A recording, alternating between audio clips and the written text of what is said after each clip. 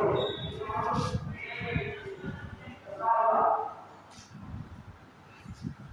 है, तो हम लोग इमरजेंसी की आज सेकंड क्लास में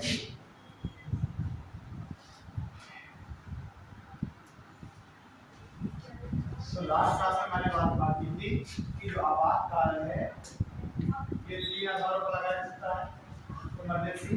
एक तो वॉर के आधार पर, ठीक, दूसरा एक इमरजेंसी लगी नेशनल इमरजेंसी, हाँ इमरजेंसी की तरीके से नेशनल इमरजेंसी। दूसरे को हम कहते हैं स्टेट इमरजेंसी।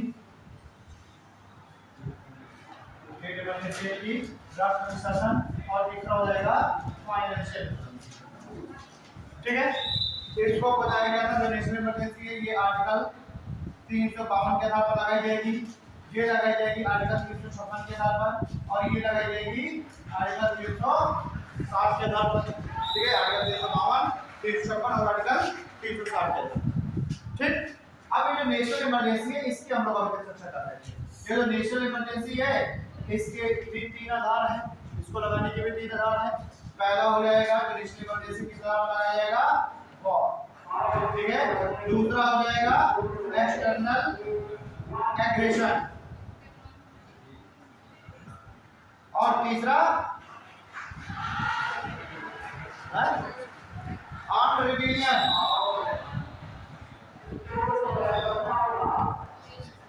आर्म्ड रिबेलियन यानी सशस्त्र विद्रोह, युद्ध, आक्रमण और सशस्त्र विद्रोह, युद्ध और सशस्त्र विद्रोह। ठीक है, ये मैंने बताया था कि जो आर्म्ड रिबेलियन ये जो है ये इसकी जगह पर पहले हुआ करता था आंतरिक अशांति, आंतरिक अशांति इंटरनल डिस्टर्बेंस। लेकिन 44th कॉन्स्टिट्यूशन अमेंडमेंट 1978 के द्वारा आंतरिक अशांति शब्द के स्थान पर यूज किया गया आर्म्ड रिबेलियन। ठीक, एक और चीज मैंने बताई थी कि अगर नेशनल इमरजेंसी या अगर इमरजेंसी लगी तो आर्टिकल 20 और 21 को छोड़ करके बाकी सभी मौलिक अधिकारों को सीमित किया सकता है। ठीक, ये सारी चीजें हो गई थी। हमारे कैसे ये लगेगी वो मैंने बता दिया था, कैसे इसकी घोषणा कौन करेगा ये भी बता दिया था, लागू कैसे होगी और इसकी वापसी कैसे की जाएगी, साथ ही साथ की प्रक्रिया क्या रहेगी, ये सारा डिस्कस हो चुका था, सारी मैंने बातें लिखवा दी थी। ठीक, हम लोग दिखा रहे थे इसका प्रभाव, राष्ट्रीय आपातकाल का विषय पढ़ रहे हैं, इसके प्रभाव क्या होंगे। तो प्रभाव हम लोगों ने देख लिया था, राज्य की विधायिका पर क्या प्रभाव पड़ेगा इसको देख लिया था, राज्य की कार्यपालिका पर क्या प्रभाव पड़ेगा इसको देख लिया था।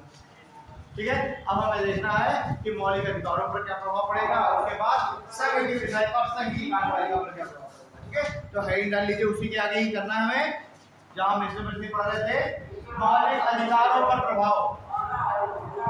यानी अगर नेशनल इमरजेंसी लगी है तो उसका मौलिक अधिकारों पर क्या प्रभाव है। तो दोनों यहाँ से आपको ऐसे लग रहा है ना, अधिक लिख रहा है। हाँ, पूरी ये सब खाली है, कहीं भी बैठो ना, ये बैठो, ये काशी थोड़ा है बगल में, इसके साथ बैठो। ठीक है, वहाँ निर्मला सीतारमण के साथ बैठो ना, बड़े बड़े साथी बैठे हैं, ये अजीब सा मतलब लग रहा है, तुम यहाँ ऐसे बैठो, आगे बेंच नहीं है वाली, तो बड़ा मतलब सूना सूना सा लग रहा है। ठीक, मौलिक अधिकारों पर प्रभाव। ठीक है,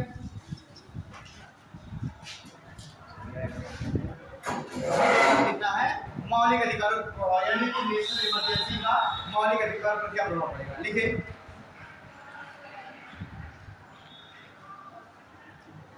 अच्छा पहले इसको समझो। जैसे ही राष्ट्रीय आपातकाल की घोषणा की जाएगी 352 के आधार पर, मैंने बताया था अपने आप तुरंत ही आर्टिकल 358 एक्टिव हो जाएगा। यहाँ 352 लागू हुआ नहीं, 358 एक्टिव, और 358 एक्टिव हुआ नहीं कि आपका आर्टिकल 19 खत्म, मौलिक अधिकार का खत्म। देख लीजिए, राष्ट्रीय आपातकाल के आधार पर, राष्ट्रीय आपातकाल के आधार पर, राष्ट्रीय आपातकाल के आधार पर आपातकाल घोषित करने पर, राष्ट्रीय आपातकाल के आधार पर आपातकाल घोषित करने पर अनुच्छेद 358 स्वतः ही लागू हो जाएगा। आपके बयान 352 के आधार पर आपातकाल घोषित करने पर आर्टिकल 358 स्वतः ही लागू हो जाएगा और आर्टिकल 358 स्वतः ही लागू हो जाएगा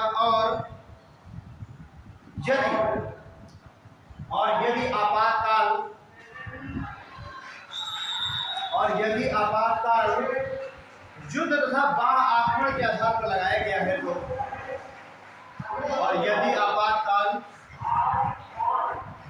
युद्ध एवं बाढ़ आक्रमण के आधार पर लगाया गया है तो आर्टिकल 19 स्वतः ही निलंबित हो जाएगा। तो आर्टिकल 19 स्वतः ही निलंबित हो जाएगा।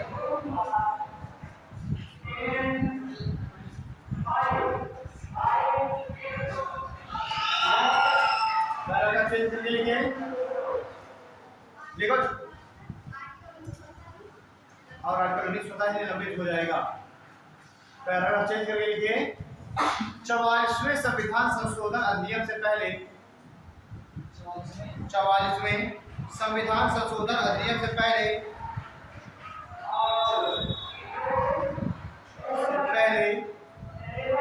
सशस्त्र विद्रोह के स्थान पर आंतरिक अशांति,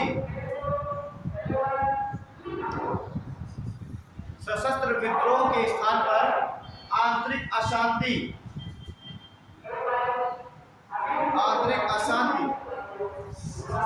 सशस्त्र विद्रोह के स्थान पर आंतरिक अशांति शब्द का प्रयोग किया गया था। आंतरिक अशांति का प्रयोग किया गया था और आंतरिक अशांति के आधार पर भी आंतरिक अशांति के आधार पर, यानी कि जो नेशनल इमरजेंसी वगैरह आंतरिक अशांति की वजह से लगी है और आंतरिक अशांति के आधार पर भी अनुच्छेद 19 निलंबित होता था और आंतरिक अशांति के आधार पर भी अनुच्छेद 19 का निलंबन होता था। परंतु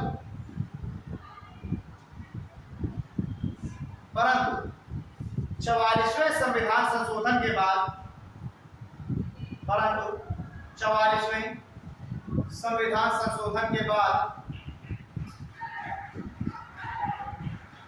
आंतरिक अशांति के स्थान पर, 44वें संविधान संशोधन के बाद आंतरिक अशांति के स्थान पर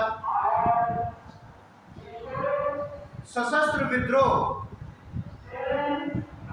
आंतरिक अशांति के स्थान पर सशस्त्र विद्रोह को जोड़ा गया। आंतरिक अशांति के स्थान पर सशस्त्र विद्रोह को जोड़ा गया और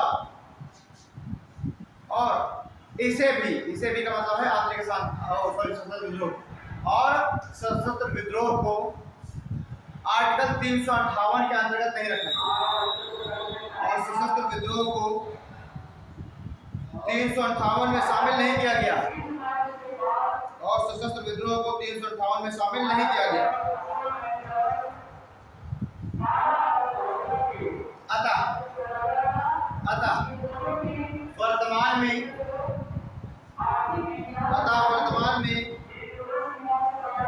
सिर्फ दो आधार, बहुत तेज चलाना पड़ रहा है यार।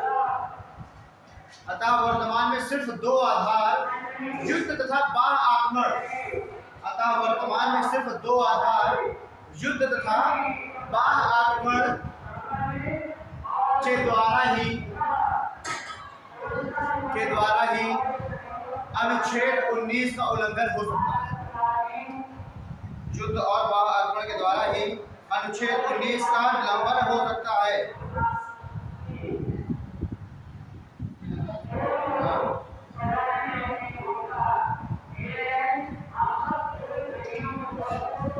ठीक है,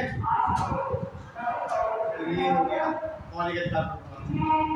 अगला एक और है मौलिक अधिकार, वो उसको डालिए पहला पॉइंट, इसको डालिए दूसरा पॉइंट। ये जो पहला पॉइंट है 358 एक्ट तो 19 प्रभाव लाइन। सेकंड पॉइंट देखिए, अनुच्छेद 359 आर्टिकल 359, अनुच्छेद 359 के द्वारा, अनुच्छेद 359 के द्वारा राष्ट्रपति, अनुच्छेद 359 के द्वारा राष्ट्रपति आर्टिकल 20 और आर्टिकल 21 को छोड़कर, राष्ट्रपति आर्टिकल 20 और 21 को छोड़कर अन्य किसी भी मौलिक अधिकार का निलंबन कर सकता है। राष्ट्रपति अनुच्छेद 20 और 21 को छोड़कर अन्य किसी भी मौलिक अधिकार का निलंबन कर सकता है।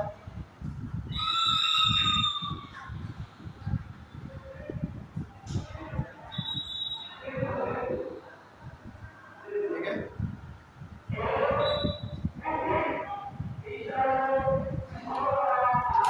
ये हो गया मौलिक अधिकार।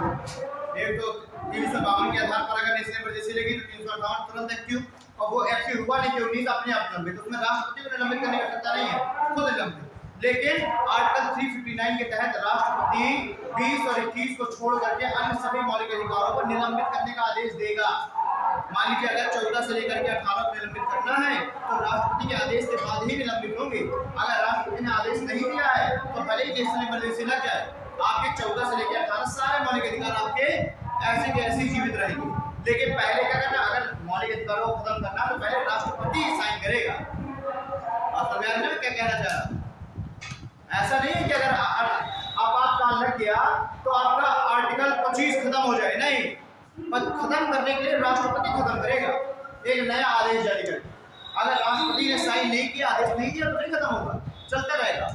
ये कतई मतलब नहीं कि इमरजेंसी लगी कि आपके मौलिक अधिकार खत्म होंगे ही होंगे, हो सकता ना भी खत्म हो, न छीने जाए, लेकिन 19 तो खत्म हो ही जाएगा। पावर लगा नहीं, 19 खत्म। क्लियर बात?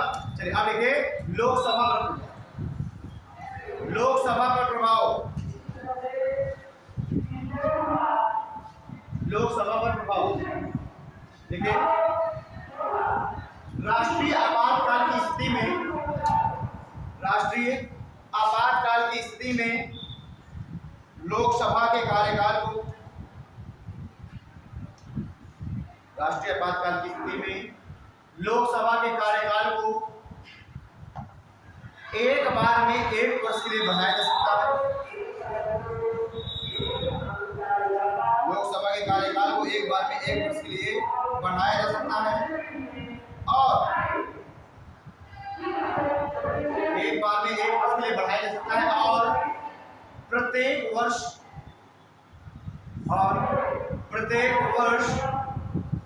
एक नया प्रस्ताव लाकर, और प्रत्येक वर्ष एक नया प्रस्ताव लाकर लोकसभा के कार्यकाल को, और प्रत्येक वर्ष एक नया प्रस्ताव लाकर लोकसभा के कार्यकाल को अनिश्चित काल के लिए बढ़ाया जा सकता है। लोकसभा के कार्यकाल को अनिश्चित काल तक बढ़ाया जा सकता है, और प्रत्येक वर्ष एक नया प्रस्ताव लाकर लोकसभा के कार्यकाल को अनिश्चित काल तक बढ़ाया जा सकता है।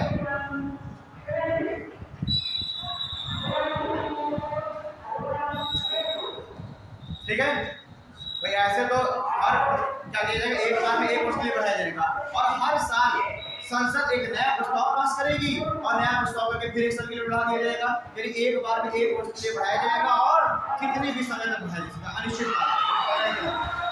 ठीक है, लेकिन जैसे ही आपातकाल समाप्त होगा तो उसके 6 माह के बाद लोकसभा अपने आप भंग हो जाएगी और नया चुनाव कराया जाएगा। हो सकता है इमरजेंसी 15 साल तक लगी जाए, तो 15 साल तक लोकसभा के कार्यकाल को बढ़ाते रहा जाएगा। ठीक, अब मान लीजिए भाई युद्ध हो रहा है, युद्ध के लिए इमरजेंसी लगी तो सरकार युद्ध में ध्यान नहीं, चुनाव कराने को ध्यान देगी। तो इसलिए आपातकाल को 1 साल तक अनिश्चितकाल तक बढ़ाते रहा जाएगा, और जैसे ही आपातकाल खत्म होगा अब 6 माह के बाद लोकसभा स्वतः भंग हो जाएगी और फिर नया इलेक्शन कराया जाएगा। क्लियर बात? देख लिया कि नहीं बताया? ये नहीं लिखा ना लास्ट टाइम, ठीक है? वो तो आपने कर लिया कि अनिश्चितकाल तक बढ़ाया जाता है, तथा आपातकाल की समाप्ति के पश्चात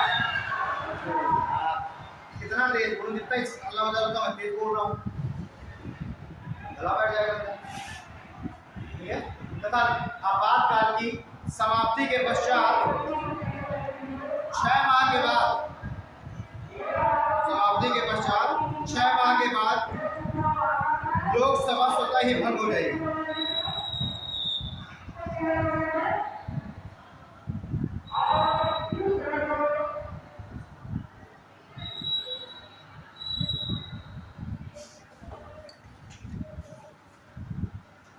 ठीक है, ये हो गया आपका नेशनल इमरजेंसी कंप्लीट। अब आता है आर्टिकल 356। डालिए आर्टिकल 356 कंप्लीट हो गया। अब आया आर्टिकल 356 स्टेट इमरजेंसी। इसे हम कहते हैं शेड्यूल ऑफ कॉन्स्टिट्यूशनल मशीनरी।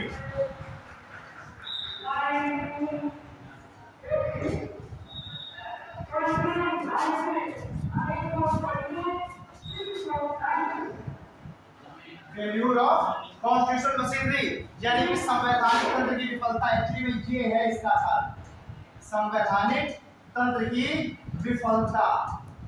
अगर राज्यों में अगर राज्यों में संवैधानिक तंत्र की विफलता हो जाती है, कॉन्स्टिट्यूशनल मशीनरी फेल्यूर हो जाती है, तो अब 356 के आधार पर स्टेट इमरजेंसी डिक्लेयर कर दी जाएगी और राष्ट्रपति शासन लगा दिया जाएगा। यानी कि शासन का सारा दायित्व किसके पास आ जाएगा? राष्ट्रपति के पास। और राष्ट्रपति खुद तो नियंत्रण कर नहीं पाएगा, तो राष्ट्रपति अपने प्रतिनिधि के माध्यम से नियंत्रण कराएगा।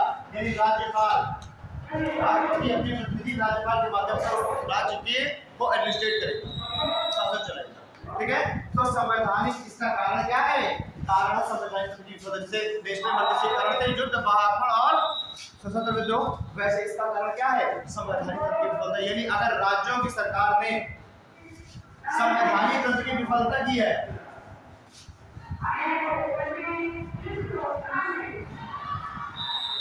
राज्यों की सरकार ने अगर संवैधानिक तंत्र की कॉन्स्टिट्यूशनल मशीनरी की है, इसकी विफलता की है, तो वहां पर राष्ट्रीय शासन लगा दिया जाएगा। आप संवैधानिक तंत्र की विफलता किसे माना जाएगा? तो अगर केंद्र सरकार ने कोई आदेश जारी किया है राज्यों के लिए और राज्य सरकार अगर उस आदेश की पालना नहीं कर रही है, तो इसको माना जाएगा कॉन्स्टिट्यूशनल तंत्र की विफलता, संवैधानिक तंत्र की विफलता। अब मान लीजिए केंद्र सरकार ने कहा कि जीएसटी लागू करना है, तो कोई भी इसका राज्य ऐसा है जिसने कह दिया कि नहीं हम जीएसटी लागू नहीं करेंगे। भाई जीएसटी लागू करने के लिए ठीक एक संसद ने कानून बनाया, उस समय लोकसभा और राज्यसभा, ठीक है, और साथ ही साथ चौथा स्टेट, कम से कम आधे राज्य, इन्होंने अपनी अनुमति दी और इसके द्वारा विशेष बहुमत से प्रस्ताव पास हो गया। अब प्रस्ताव पास हो गया तो अब जीएसटी का प्रस्ताव पास हो गया। अब जब प्रस्ताव एक बार पास हो गया, तो अब प्रत्येक राज्य के लिए, एवरी स्टेट के लिए कंपलसरी है कि वो अपने यहाँ जीएसटी लागू करे। अब अगर किसी राज्य ने कह दिया, भाई मान लीजिए ममता बनर्जी ने कह दिया कि नहीं जीएसटी हमने समर्थन नहीं किया तो हमने लागू करेंगे, तो इसको माना जाएगा संवैधानिक तंत्र की विफलता। यानी केंद्र सरकार की गाइडलाइन के अनुसार हर एक राज्य को काम करना जरूरी है। अगर वो नहीं मानता केंद्र सरकार की बात, तो इस आधार पर 356 कर दिया जाएगा और उस राज्य की सरकार गिरा दी जाएगी और वहां पर राष्ट्रीय शासन। ठीक है, एक ये हो गया। दूसरा कारण एक और हो सकता है, जो कि राष्ट्रपति का एक मुखबिर होता है, मुखबिर राज्यपाल, राइट हैंड इसका ना, ये उस राज्य में बैठ करके उस राज्य की सरकार के ऊपर नजर बना के रखा होता है। राज्यपाल का काम अधिकार क्या है? कुछ नहीं है, काम सिर्फ क्या है कि उस राज्य सरकार पर नजर बना के रखो कि ये क्या ये संविधान के अनुसार चल रही है सरकार की नहीं। आपका और ये जो राज्यपाल होता है, ये प्रत्येक 15 दिन में अपनी एक रिपोर्ट, हर 15 दिन में अपनी रिपोर्ट गृह मंत्रालय के राज्य विभाग को देता है। गृह मंत्रालय के अधीन होता है राज्य विभाग, तो राज्यपाल राज्य की रिपोर्ट, उस राज्य के कार्यों की रिपोर्ट, राज्य सरकार की रिपोर्ट हर 15 दिन में गृह मंत्रालय के राज्य विभाग के पास भेजता है। अगर राज्यपाल ने अपनी रिपोर्ट में ये लिख दिया कि इस राज्य में सरकार संवैधानिक तरीके से सरकार नहीं चला पा रही है, या फिर यहाँ पर संविधान का उल्लंघन हो रहा है, संविधान की अवमानना हो रही है, तो यहाँ पर क्या किया जाएगा? इसकी रिपोर्ट के आधार पर ही राष्ट्रपति शासन लगा दिया जाएगा। ठीक है भाई, राष्ट्रपति ने जिसको अपॉइंट कर रखा है कि आप वाली खबर दो, तो अगर इसने अपनी उस खबर में लिख दिया कि भाई इस राज्य में संविधान के अनुसार काम नहीं हो रहा, तो तुरंत इसकी रिपोर्ट के आधार पर क्या लगा दिया जाएगा? राष्ट्रपति शासन। तो एक तो इस आधार पर लग गया कि अगर कोई राज्य ने केंद्र सरकार की बात नहीं मानी तो। दूसरा, राज्यपाल की रिपोर्ट, ठीक है, इस आधार पर भी स्टेट इमरजेंसी डिक्लेयर कर दी जाएगी, ठीक है। और तीसरा आधार हो सकता है अगर राज्य सरकार संविधान की पालना नहीं कर रही, राज्य सरकार संविधान की पालना को सुनिश्चित नहीं कर रहा है तो, ठीक है, समझ में आ गई। या फिर मान लीजिए राष्ट्रपति के पास एक पावर और उसको इस रिपोर्ट का भी इंतजार नहीं है, अगर राष्ट्रपति को खुद से ये एहसास हो जाए कि फलाने राज्य में संविधान के अनुसार शासन नहीं चल रहा, तो इस रिपोर्ट की भी आवश्यकता नहीं है राष्ट्रपति को, राष्ट्रपति शासन लगा देगा। मतलब कहने का मतलब ये है कि राष्ट्रपति को नहीं, अगर केंद्र की सरकार, केंद्र के मंत्रिपरिषद को ये लग जाए कि इस राज्य में सरकार सही ढंग से नहीं चल पा रही है, तो राष्ट्रपति को तुरंत लिखित आदेश देगा कि इस राज्य में राष्ट्रपति शासन लगा। तो अभी जैसे बंगाल चुनाव के बाद पूरी उम्मीद थी कि बंगाल में राष्ट्रपति शासन लग जाएगा, वहीं सरकार गिरा दी जाएगी और राष्ट्रपति शासन लगेगा, पूरी उम्मीद। क्यों? क्योंकि इलेक्शन के तुरंत बाद दंगे भड़क गए, मर्डर वगैरह हो गए 2-4, और मर्डर हुए किसके? बीजेपी कार्यकर्ताओं के। तो सीधी सी बात है कि ये उस समय बिल्कुल ये उम्मीद थी कि बंगाल में राष्ट्रपति शासन लगा दिया जाएगा और ममता बनर्जी की सरकार गिरा दी जाएगी। क्लियर बात? आधार लिख लो, फेल्योर ऑफ कॉन्स्टिट्यूशनल मशीनरी, संवैधानिक तंत्र की विफलता, आर्टिकल 356, ठीक है।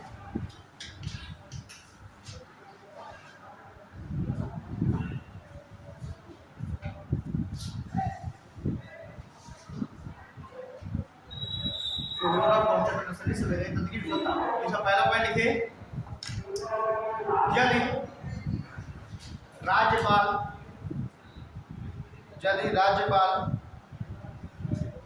गृह मंत्रालय के राज्य विभाग को भेजी गई अपनी रिपोर्ट में, यदि राज्यपाल के द्वारा गृह मंत्रालय के राज्य विभाग को भेजी गई रिपोर्ट में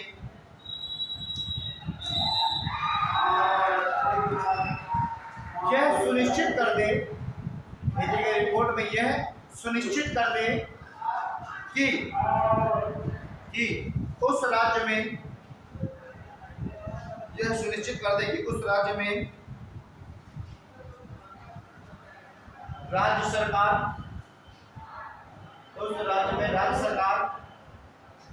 संवैधानिक प्रक्रियाओं के तहत शासन नहीं चला पा रही है, संवैधानिक प्रक्रिया के तहत शासन नहीं चला पा रही है,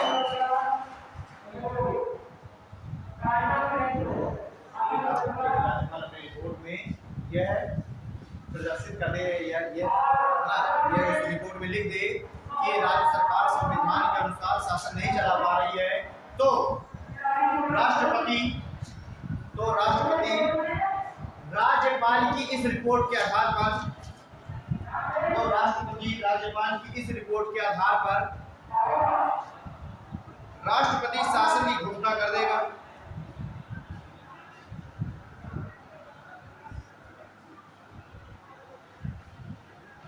ठीक है, तो राष्ट्रपति शासन की घोषणा कर देगा। अगला पॉइंट लिखे, नेक्स्ट पॉइंट लिखे,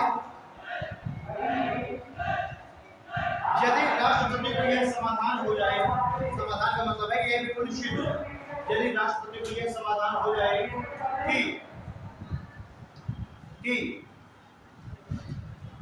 राज्य सरकार, यदि राष्ट्रपति को यह समाधान हो जाए कि राज्य सरकार संविधान के अनुसार शासन चलाने में असमर्थ है, यदि राष्ट्रपति को यह समाधान हो जाए कि राज्य सरकार संविधान के अनुसार शासन चलाने में असमर्थ है, तो संविधान के अनुसार शासन चलाने में असमर्थ है, तो भी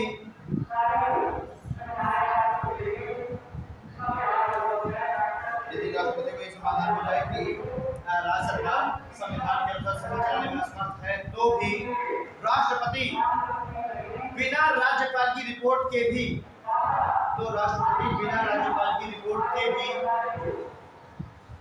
राष्ट्रपति शासन की घोषणा कर दे, राष्ट्रपति शासन की घोषणा कर दे।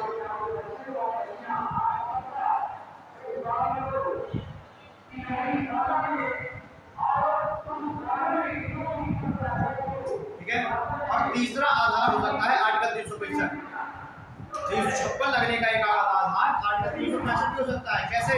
आर्टिकल 362 में ये लिखा हुआ है कि अगर केंद्र सरकार ने कोई नीति बनाई है और वो नीति उसने सभी राज्यों के लिए लागू करने का आदेश दिया है, तो प्रत्येक राज्य को वह नीति लागू करनी पड़ेगी, वह कानून लागू करना पड़ेगा।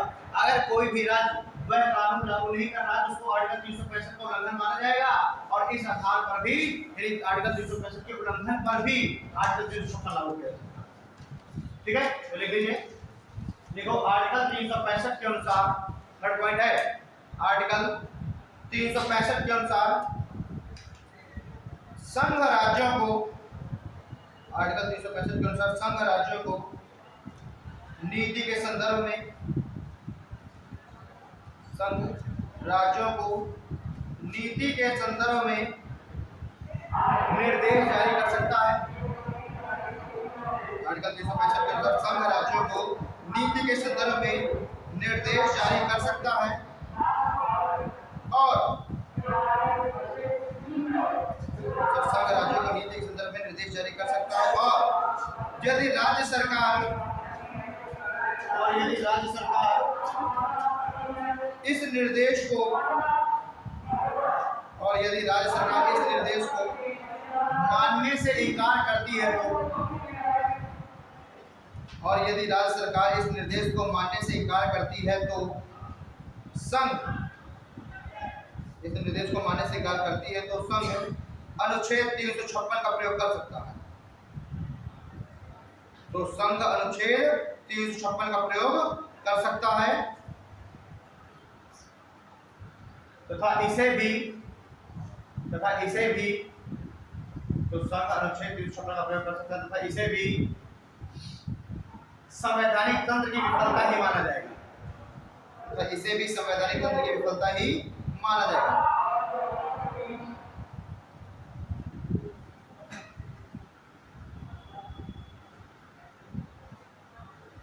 यानी कि राज्य सरकारें केंद्र सरकार के गाइडलाइन पर काम नहीं कर रही हैं, तो इनको क्या माना जाएगा? संवैधानिक तंत्र की विफलता।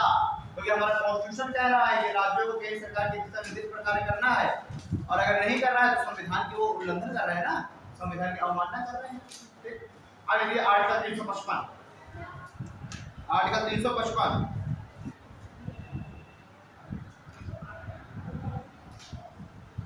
आर्टिकल 355। अब ये जो आर्टिकल 355 है, ये है केंद्र सरकार के कुछ दायित्वों का निर्धारण करता है। आर्टिकल 355 क्या करता है? केंद्र सरकार के दायित्व, कि भाई केंद्र सरकार के कुछ दायित्व होंगे राज्यों के प्रति। ठीक है, तो लिख लीजिए ये अनुच्छेद, आर्टिकल 355 ये अनुच्छेद संघ सरकार के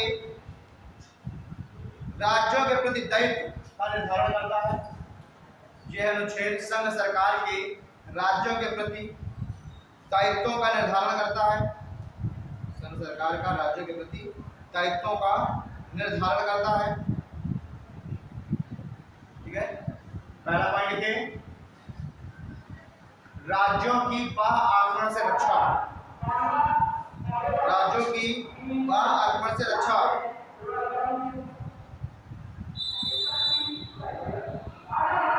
केंद्र सरकार का ही दायित्व है कि राज्य की बाहर आक्रमण से रक्षा करे। भाई अरुणाचल प्रदेश पर अगर चीन कब्जा कर ले, चढ़ाई कर ले, तो अरुणाचल प्रदेश के पास अपनी सेना थोड़ा है। सेना किसका सदस्य है? केंद्र सरकार। तो केंद्र की जिम्मेदारी है कि अरुणाचल प्रदेश की चीन से रक्षा करे, है ना। तो बाहर ये संघ का ये क्या है? ये तो दायित्व है।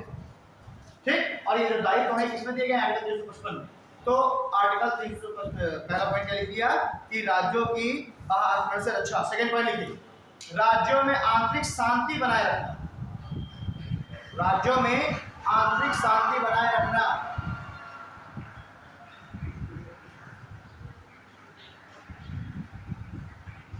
राज्यों में आंतरिक शांति बनाए रखना। तो देखिए, अब देखिए ये है लूप होल। आर्टिकल 355 क्या कह रहा है? केंद्र सरकार की जिम्मेदारी है, दायित्व है कि वह राज्यों में आंतरिक शांति को बनाए रखे, और किसी राज्य में अगर दंगा भड़क गया तो क्या किया जाएगा? संघ सरकार कह देगी कि हमें तो हमारा भाई जिम्मेदारी, हमारा दायित्व है तुम्हारे अंदर आंतरिक शांति बनाए रखना। तो तुम्हारे यहाँ दंगा भड़क रहा है, अब केंद्र सरकार इस दंगे को कंट्रोल नहीं कर पा रही, इसलिए क्या लगाओ? राष्ट्रीय शासन लगा। समझ रही है ना? तो जैसे अभी बंगाल में क्या हो गया है, छोटे से दंगे भड़क गए, है ना, आगजनी वगैरह चालू हो गई। तो अगर संघ सरकार चाहती तो क्या करती? तुरंत आर्टिकल 355 का आधार बनाती, और कह देते कि हमारा तो देख हम पूरी में हम लगा रहे हैं राष्ट्रीय शासन में, इच्छा थोड़ा है ना, लेकिन जो कि तुम्हारे दंगे भड़ा गए तो राज्य सरकार दंगे कंट्रोल नहीं कर पा रही है, इसलिए हमको राष्ट्रीय शासन लगाना पड़ेगा और राज्य की कार्यकारी को भंग करना पड़ेगा, चुनाव जो भी। ठीक है, तो पहला पॉइंट हो गया राज्यों की बाह्य आक्रमण से रक्षा, और दूसरा पॉइंट हो गया राज्यों में आंतरिक शांति को बनाए रखना। तीसरा पॉइंट लिखे राज्यों में संविधान की पालना को सुनिश्चित करना, राज्यों में संविधान की पालना को सुनिश्चित करना।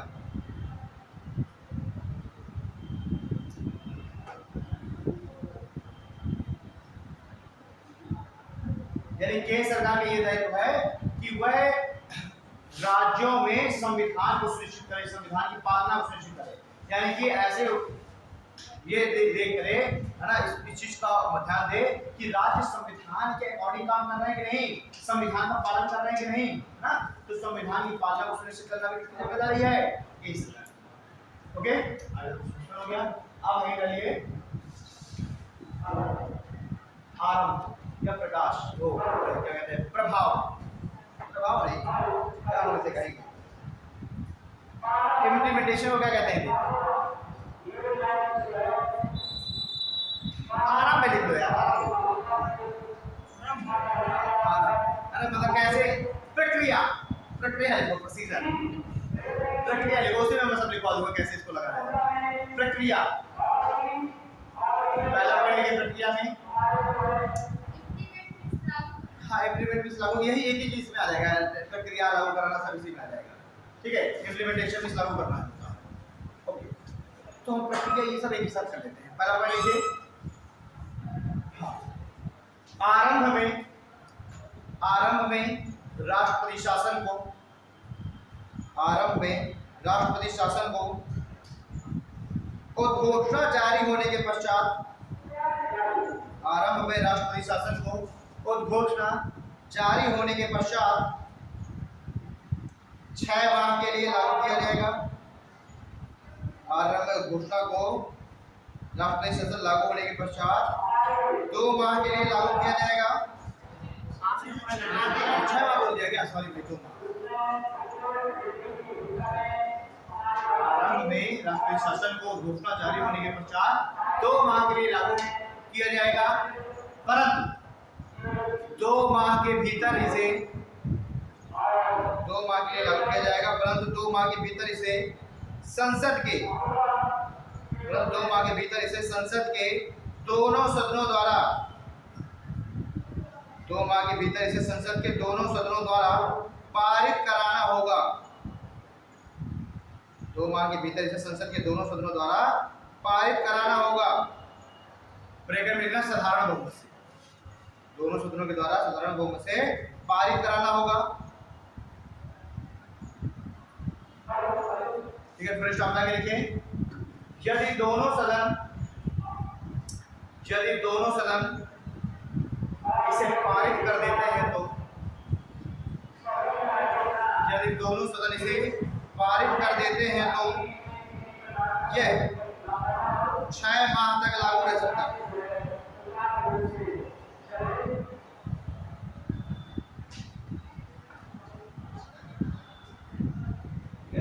और यदि दोनों सदन इसे क्या कर दे, ना इसको स्वीकार कर ले या इसको पारित कर दे, अगर दोनों सदन इस कानून को पारित कर दें तो यह घोषणा 6 माह के लिए लागू रह सकती है, और 6 माह में नया प्रस्ताव ला करके फिर 6 माह के लिए लागू कर दिया जाएगा, और ऐसा करके अधिकतम 3 माह तक लागू रह सकती है, सॉरी 3 साल, और ऐसा करके अधिकतम 3 वर्ष तक ये लागू रह सकता है, परंतु नॉर्मल कंडीशन में अधिकतम 1 वर्ष के लिए लागू रहेगा।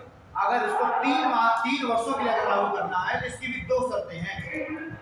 2 शर्तों में से कोई एक शर्त होनी चाहिए, अगर वह 3 वर्षों के लिए लगाया जा रहा है, वरना 6 माह करके 2 ही बार लागू रह सकता है। ठीक, अब वो 2 शर्तें कौन सी है?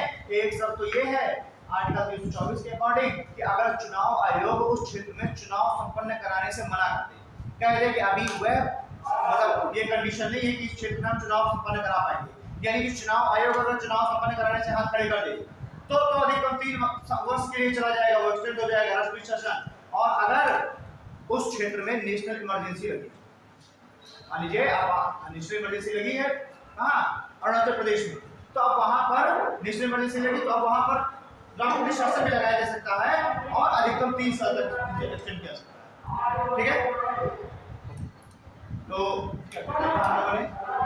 और यदि संसद के दोनों सदन इसे पारित कर दें तो इसे 6 माह के लिए बढ़ाया जा सकता है तथा 6 माह के बाद एक नया प्रस्ताव लाकर इसे 6 माह के लिए लागू किया सकता है और 6 माह के पश्चात एक नया प्रस्ताव लाकर इसे अधिकतम 3 साल तक जारी रख सकता है तथा 6 माह के पश्चात एक नया प्रस्ताव लाकर इसे अधिकतम 3 साल तक जारी रख सकते हैं। Full stop. परंतु यदि उद्घोषणा को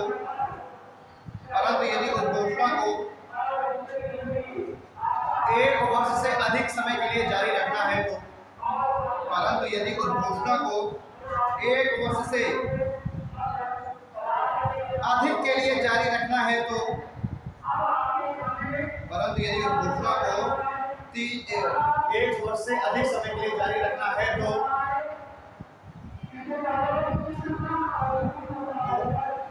निम्न शर्तों में से, परंतु यदि घोषणा को 1 वर्ष से अधिक समय के लिए जारी रखना है तो निम्न शर्तों में से किसी एक शर्त का पूरा होना अनिवार्य है। तो निम्न शर्तों में से किसी एक शर्त का पूरा होना अनिवार्य है। तो निम्न शर्तों में से किसी एक शर्त का पूरा होना अनिवार्य है। पहला लिखिए, पहली शर्त, यदि चुनाव आयोग चुनाव संपन्न कराने से इनकार कर दे,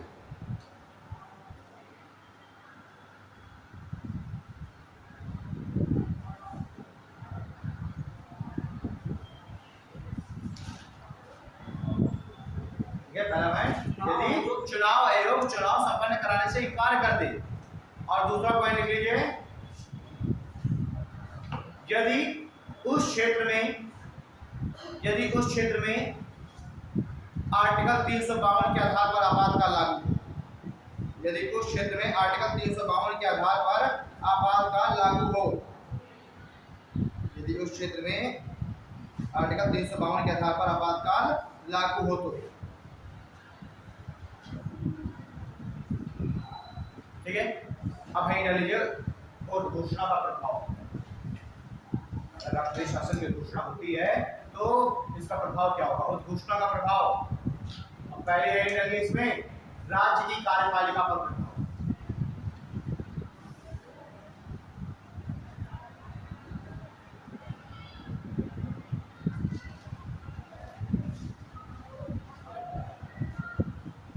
राज्य की कार्यपालिका पर प्रभाव लिखिए इसमें, इसे भंग कर दिया जाएगा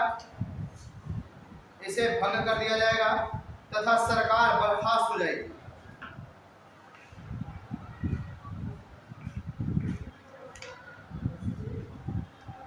इसे भंग कर दिया जाएगा तथा सरकार बर्खास्त हो जाएगी एवं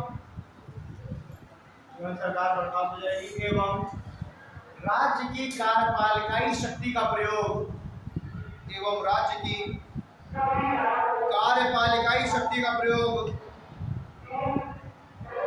राष्ट्रपति स्वयं अथवा अपने प्रतिनिधि के माध्यम से करेगा, तथा राज्य की कार्यपालिकाई शक्ति का प्रयोग राष्ट्रपति स्वयं अथवा अपने प्रतिनिधि के माध्यम से करेगा, राष्ट्रपति स्वयं अथवा अपने प्रतिनिधि के माध्यम से करेगा।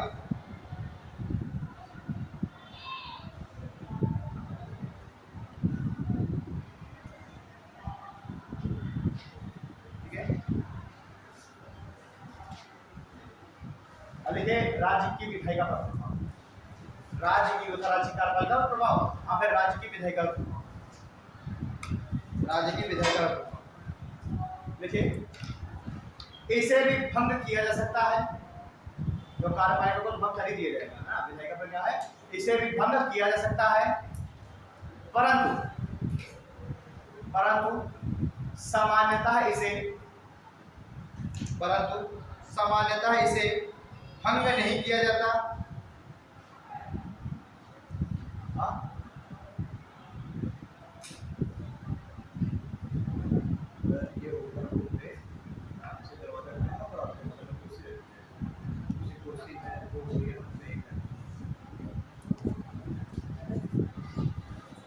राज्य के विधायकों पर क्या प्रभाव है, इसे भंग किया जा सकता है, परंतु साधारण स्थिति में इसे भंग नहीं किया जाएगा। और क्या प्रयास करेगी संघ सरकार या राज्यपाल, क्या प्रयास करेगा कि कोई जो है वैकल्पिक सरकार का गठन हो जाए। मान लीजिए कार्यपालिका को तो भंग हो गई, कार्यपालिका जो सरकार है वो तो भंग हो गई, बीजेपी गवर्नमेंट है वो भंग हो गई। अब जो राज्यपाल है वो किसी दूसरी पार्टी को या किसी दूसरे गठबंधन को इनवाइट करेगा कि आप आकर के सरकार बना लीजिए। एक वैकल्पिक सरकार के गठन का प्रयास किया जाएगा। अगर वैकल्पिक सरकार बन गई तो ठीक है, और अगर वैकल्पिक सरकार नहीं बनी तो अब विधायिका को भंग कर दिया जाएगा और फिर वैकल्पिक सरकार बनेगी जब तक शासन कर सकती है, तो कार्यकाल पूरा नहीं हुआ। हाँ, जब तक वो समय बचा हुआ है, तब 5 साल का कार्यकाल पूरा नहीं होता, जैसे 5 साल, हाँ, तो वो बर्खास्त हो जाएगी वो वाली कार्यपालिका, नई वैकल्पिक सरकार बनेगी। अब दूसरा कोई पार्टी को इनवाइट करेगा राज्यपाल या गठबंधन को इनवाइट करेगा और वो आगे अपनी सरकार बनाएगी। लेकिन अगर कोई दूसरा गठबंधन या कोई दूसरा जो पार्टी है वो अगर अपना बहुमत सिद्ध नहीं कर पाई तो फिर अब क्या किया जाएगा, पुनः चुनाव संपन्न कराया जाएगा। ठीक है, लेकिन साधारणतः विधायिका को भंग नहीं किया जाता है और राज्यपाल द्वारा साधारणतः विधायिका को भंग नहीं किया जाता है और राज्यपाल द्वारा वैकल्पिक सरकार के गठन का प्रयास किया जाता है तथा राज्यपाल द्वारा वैकल्पिक सरकार के गठन का प्रयास किया जाता है। Full stop. परंतु यदि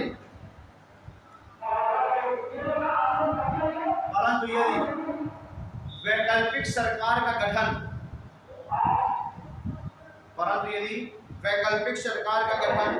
नहीं हो पाता है तो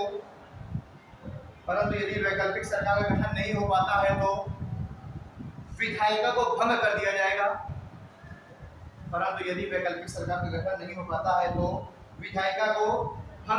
जाएगा। और स्थिति के नियंत्रित होने के पश्चात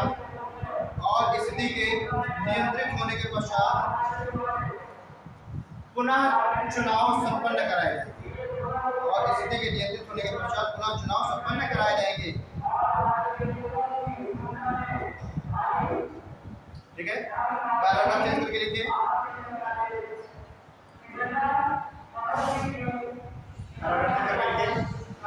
लिखो, राज्य सूची के किसी भी विषय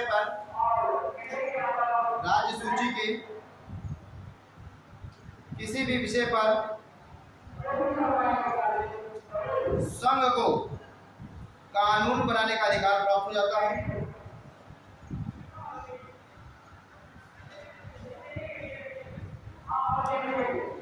राज्य सूची के किसी भी विषय पर कानून बनाने का अधिकार संघ को प्राप्त हो जाता है।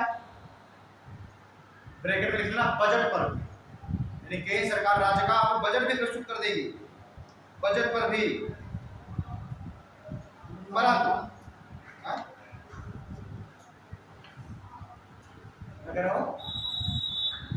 पूछा क्या, राज्य सूची के किसी भी विषय पर कानून बनाने का अधिकार संघ सरकार को प्राप्त होता है बजट पर। ठीक है, पुलिस स्टॉप लगा के लिखिए।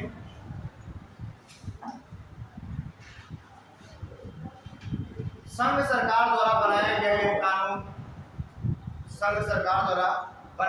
यह कानून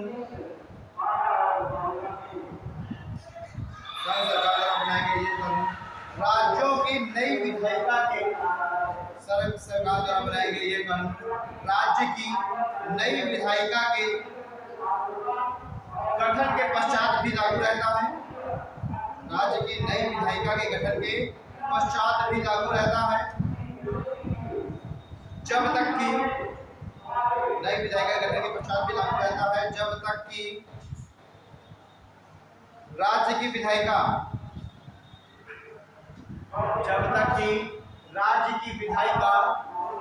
उस विषय पर पुनः कानून ना बना दे, जब तक कि राज्य की विधायिका उस विषय पर पुनः कानून ना बना दे या कानून बनाकर संघ के कानून को समाप्त न कर दे। राज्य की विधायिका जब तक कि नया कानून ना बना दे अथवा कानून बनाकर संघ के कानून को समाप्त ना कर दे।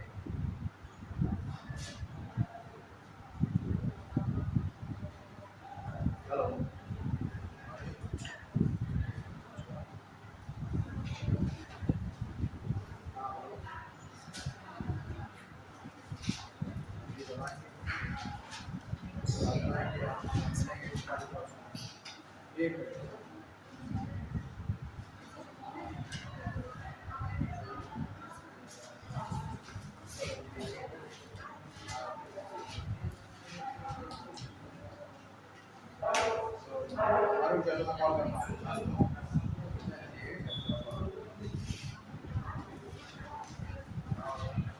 ठीक है।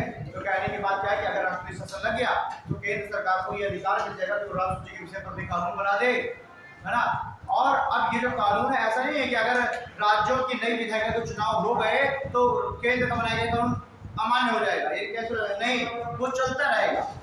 भले ही नई विधायिका चुन के आ जाए तब भी चलता रहेगा, तब तक चलेगा जब तक कि नई चुनी हुई विधायिका एक कानून बना करके केंद्र के कानून को अमान्य न कर दे, कैंसिल न कर दे, या फिर उसी विषय पर राज्य सूची के विषय पर राज्य की विधायिका नया कानून न बनाए, तब तक केंद्र का बनाया गया कानून चलता रहेगा।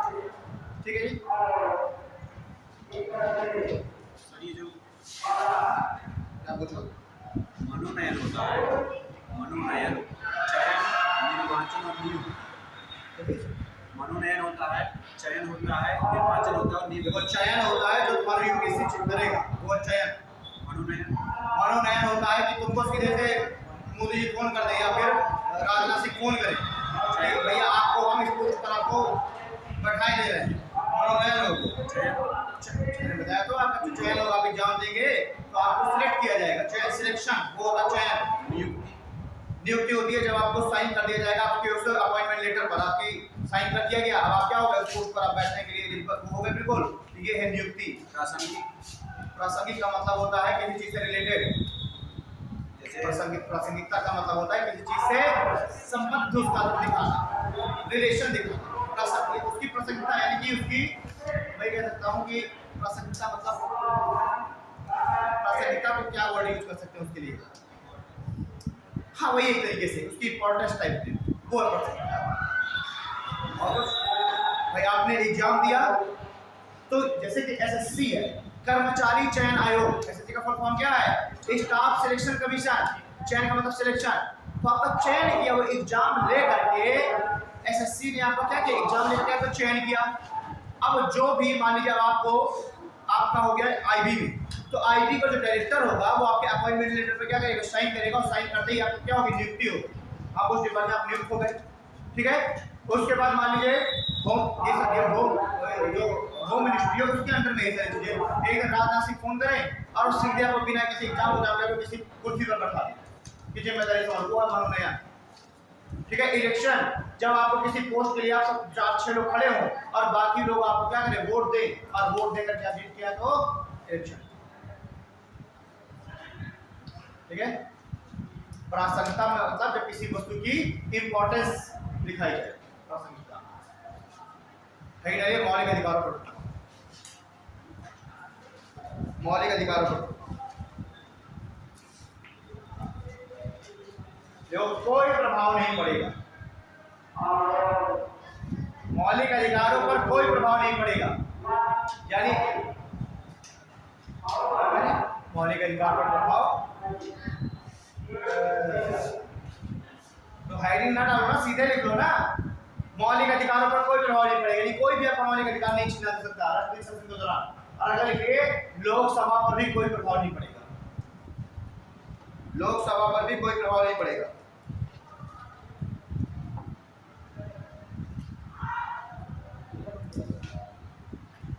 ठीक, पैराग्राफ चेंज करके लिखिए,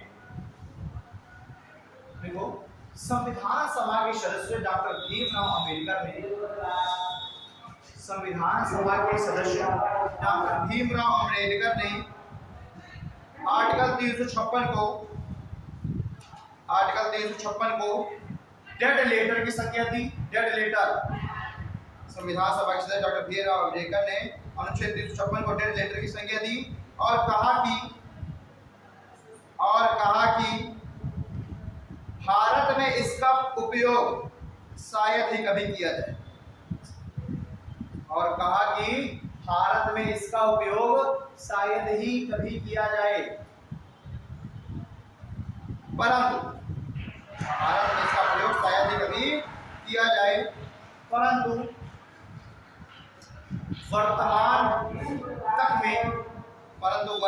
में अनुच्छेद 356 का प्रयोग, लगभग 125 बार किया जा चुका है। परंतु वर्तमान तक में अनुच्छेद 356 का प्रयोग लगभग 125 बार किया जा चुका है। और दुर्भाग्यपूर्ण बात यह है कि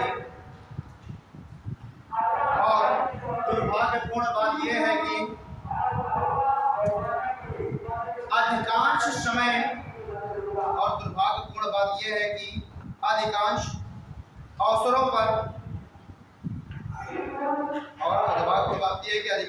पर इसका प्रयोग अतार्किक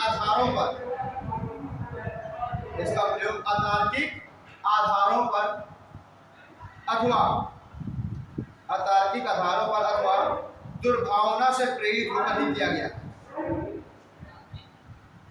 अतार्किक आधारों पर अथवा दुर्भावना से प्रेरित होकर ही किया गया है।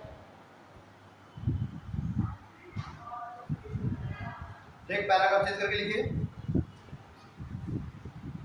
पैराग्राफ चेंज करके देखो, 1994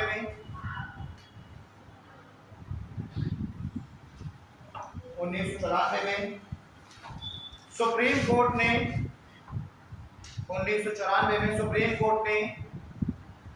अनुच्छेद 356 के दुरुपयोग को रोकने के लिए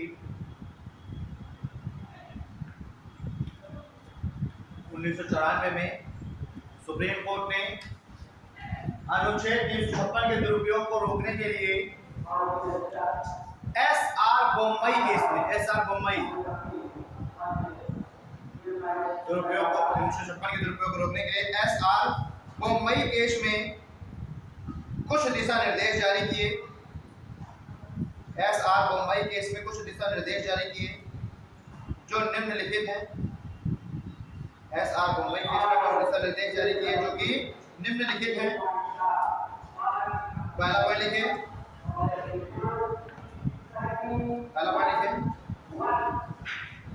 न्यायपालिका, फर्स्ट पॉइंट है न्यायपालिका राष्ट्रपति के निर्णय का पुनरावलोकन। न्यायपालिका राष्ट्रपति के निर्णय का पुनरावलोकन दुर्भावनापूर्ण होने पर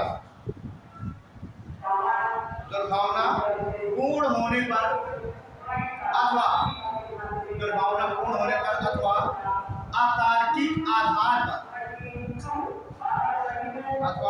अतार्किक आधार होने पर कर सकता है। अतार्किक आधार के होने पर कर सकता है। अर्थात राष्ट्रपति शासन को कोर्ट में चैलेंज किया जा सकता है।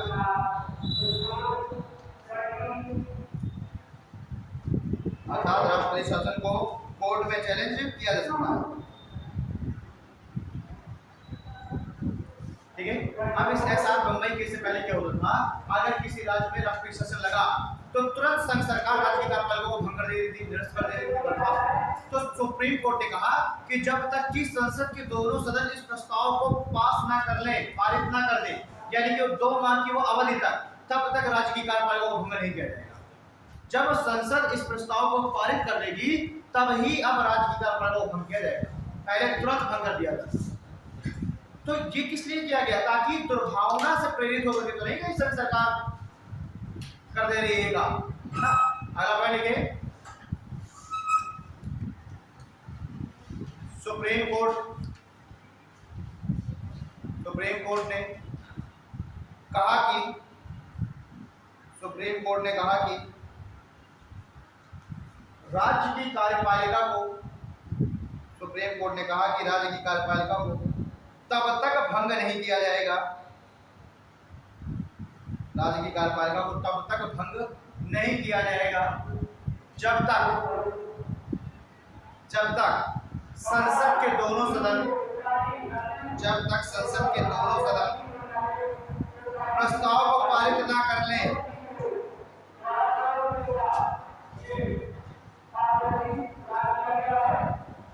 जब तक कि संसद के दोनों सदन प्रस्ताव को पारित ना कर दें। नेक्स्ट पॉइंट लिखिए, अगला पॉइंट, राज्यपाल का प्रथम प्रयास वैकल्पिक सरकार का गठन होना चाहिए। राज्यपाल का प्रथम प्रयास वैकल्पिक सरकार का गठन होना चाहिए, और यदि ऐसा संभव ना हो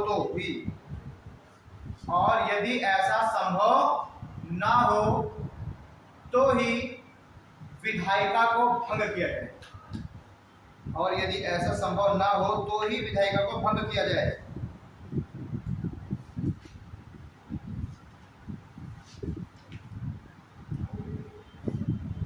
ठीक है,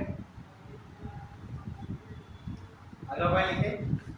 अब यहाँ पर ये भी होता था, कभी कभी क्या होता था कि कोई जो सरकार है वो अल्पमत में आ गई, है ना? उसने जो है उसके जो विधायक है उन्होंने अपना जो विश्वास है उससे हटा लिया। तो अब जैसी अल्पमत में आती थी तुरंत राज्यपाल क्या करता था? राज्यपाल बैठा है केंद्र सरकार में आती, केंद्र में सरकार किसी एक्स पार्टी की है, राज्य सरकार किसी कोई पार्टी की है, तो हमेशा अनुमति की तलाश में रहेंगे ना। तो कहा गया कि अगर सरकार अल्पमत में आ जाती है और वो बहुमत सिद्ध करने का दावा करे तो उसको बहुमत सिद्ध करने का अवसर मिलना चाहिए। ये नहीं कि अल्पमत में आ गई और बहुमत सिद्ध करने का अवसर नहीं दिया, तुरंत सरकार बर्खास्त कर दिया। अल्पमत में आ गई तो उसको समय दिया जाएगा कि 14 दिन के अंदर 10 दिन के अंदर अपना बहुमत सिद्ध करिए। तो फिर जो पार्टी अपने सारे विधायकों से बातचीत करेगी, उसे मनाएगी, कहेगी कि जो है हम तुमको फलाने मिनिस्ट्री दे देंगे, ठिकाने ये कर देंगे, 5 करोड़ दे देंगे, 20 करोड़ दे देंगे। लेकिन जब वहां पर फ्लोर डिस्ट्रिक्ट हो तो उसमें हमारा समर्थन करें।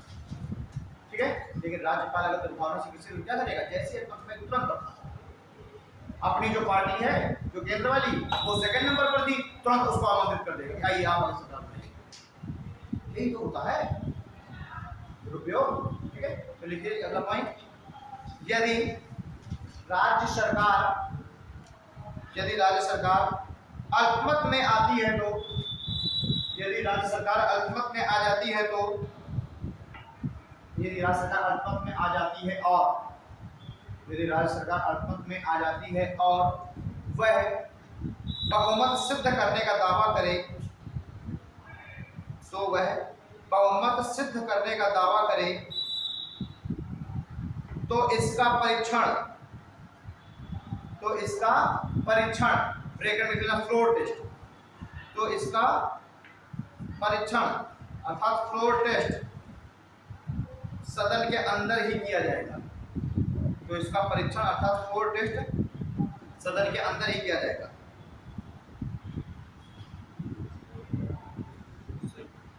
एक क्वेश्चन आया था कि किसने कहा था महात्मा गांधी को प्रथम वर्ष कि खुले कान पर मुंह बंद व्यतीत करें। क्या? प्रथम वर्ष खुले कान पर मुंह बंद व्यतीत करें, महात्मा गांधी को किसने कहा था? महात्मा गांधी को किसने आदेशित किया था कि प्रथम वर्ष खुले कान पर मुंह बंद व्यतीत करें?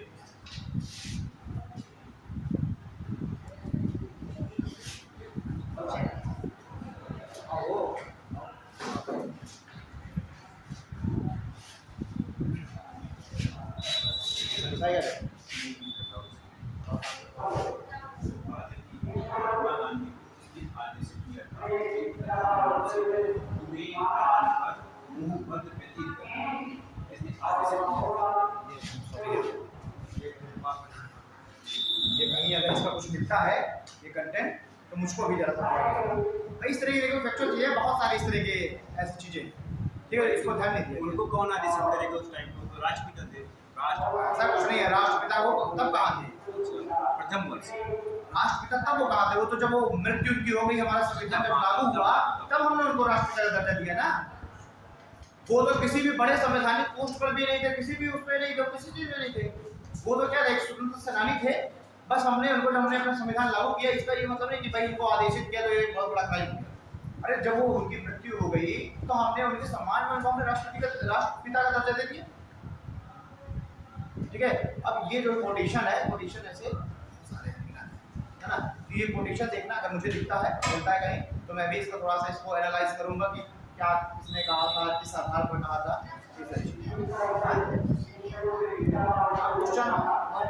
मैं जब इसको जब मैं ढूंढ लूंगा तब मैं उसकी चर्चा करूंगा, है ना।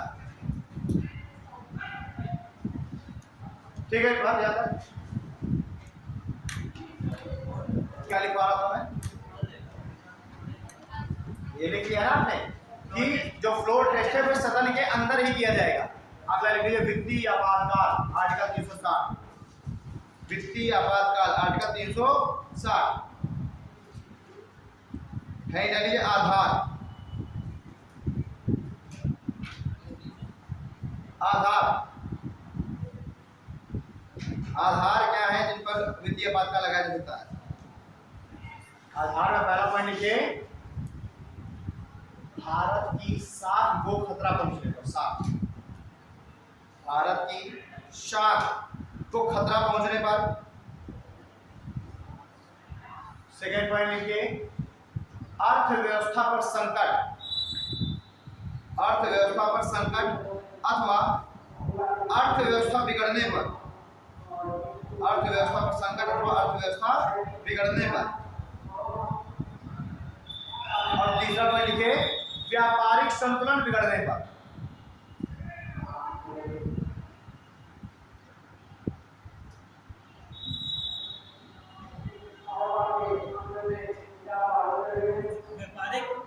व्यापारिक संतुलन बिगड़ने पर, व्यापारिक संतुलन।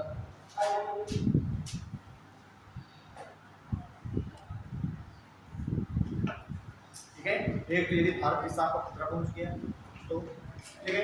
दूसरा, अगर क्या होगा कि अगर हमारी जो अर्थव्यवस्था है वो बिगड़ जाए, डामाडोल हो जाए, हमारा जो फॉरेस्ट रिजर्व है वो घट जाए, बिल्कुल डाउन हो जाए। ठीक है, और तीसरा चीज, व्यापारिक संतुलन बिगड़ जाए, मतलब कि हम इंपोर्ट ज्यादा करने लग जाए और एक्सपोर्ट हमारा बिल्कुल कम हो जाए, जो ये ट्रेड बैलेंस है ये बिगड़ जाए बिल्कुल, तो भी हम वित्तीय आपातकाल लगा देंगे। ठीक है, जैसे वही हुआ था 1991 में, जब फाइनेंशियल इमरजेंसी के हम मुहाने पर खड़े थे तो उस समय हमारा जो फॉरेस्ट रिजर्व जो खत्म हो गया था, हम ट्रेड डेफिसिट पे चल रहे थे, हम व्यापार घाटे पर चल रहे थे, हम खरीद ज्यादा किए रहे थे और बेच बहुत कम रहे थे। हमारा जो फॉरेस्ट रिजर्व है बिल्कुल खत्म हो गया था, यानी हमारे पास मात्र 7 दिन के लिए व्यापार करने के लिए पैसा बचा हमारे फॉरेस्ट रिजर्व में। तो इसलिए ये था कि भाई अब तो फाइनेंशियल इमरजेंसी लगानी पड़ेगी, क्योंकि कोई भी देश तभी जीवित रह सकता है जब वो ट्रेड करता है। ठीक है बात, तो इन 3 आधारों पर फाइनेंशियल इमरजेंसी लगाई सकती है। पैराग्राफ चेक करके लिखिए, यदि वित्तीय आपातकाल की घोषणा हो गई है तो, यदि वित्तीय आपातकाल की उद्घोषणा कर दी गई है तो, यदि वित्तीय आपातकाल की उद्घोषणा कर दी गई है तो 2 माह के भीतर संसद से अनुमति लेना होगा। तो 2 माह के भीतर संसद से अनुमति लेना होगा।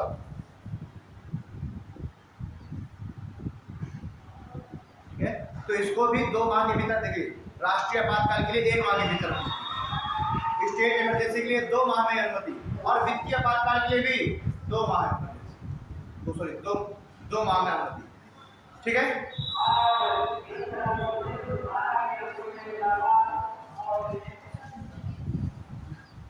आगे हो गया।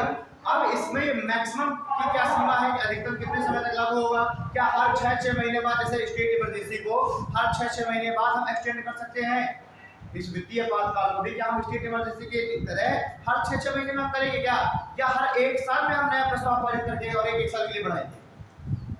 कोई बात नहीं, यानी अगर वित्तीय आपातकाल एक बार लग गया तो लगा ही रहेगा जब तक कि उसको समाप्त ना कर दिया जाए।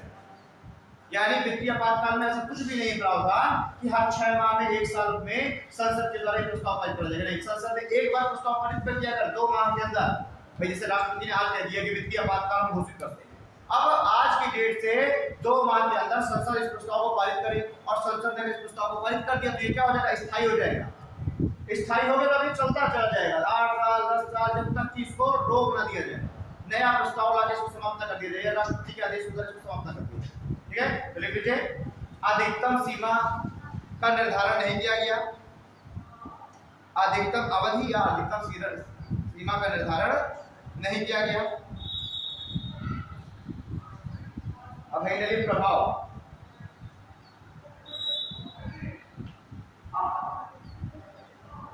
प्रभाव में लिखिए केंद्र तथा राज्य सरकार के अधीन सेवारत कर्मचारियों, केंद्र तथा राज्य सरकार के अधीन सेवारत सभी कर्मचारियों के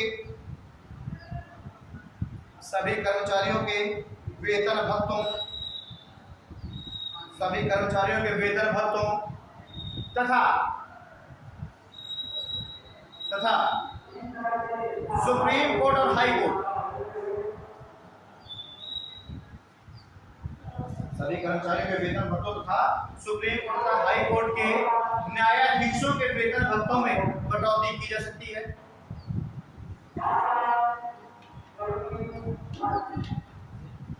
जबकि सुप्रीम कोर्ट और हाई कोर्ट के न्यायाधीशों का वेतन भारत की संसदीय नीति पर आधारित होता है ना, और जो केंद्र और राज्य सरकार के अधीन जो कर्मचारी हैं उनका वेतन संसदीय नीति पर आधारित नहीं होता, लेकिन फिर भी नेशनल इमरजेंसी वित्तीय आपातकाल के दौरान केंद्र और राज्यों के अधीन के कर्मचारी, सुप्रीम कोर्ट और हाई कोर्ट के जो न्यायाधीश हैं उनके वेतन भत्तों में कटौती की जा सकती है। ठीक है, ब्रैकेट में लेना राष्ट्रपति तथा राज्यपाल को छोड़कर, राष्ट्रपति तथा राज्यपाल को छोड़कर।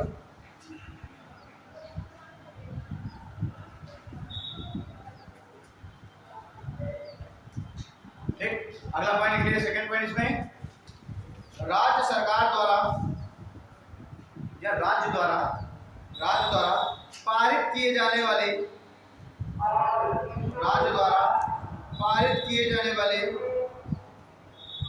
सभी धन विधेयक और वित्त विधेयक, राज्य द्वारा पारित किए जाने वाले सभी धन विधेयक और वित्त विधेयक राष्ट्रपति के लिए आरक्षित किए जा सकते हैं, राष्ट्रपति के लिए आरक्षित किए जा सकते हैं। ठीक, पैराग्राफ चेंज करके लिख लीजिए एक लाइन, वित्तीय आपातकाल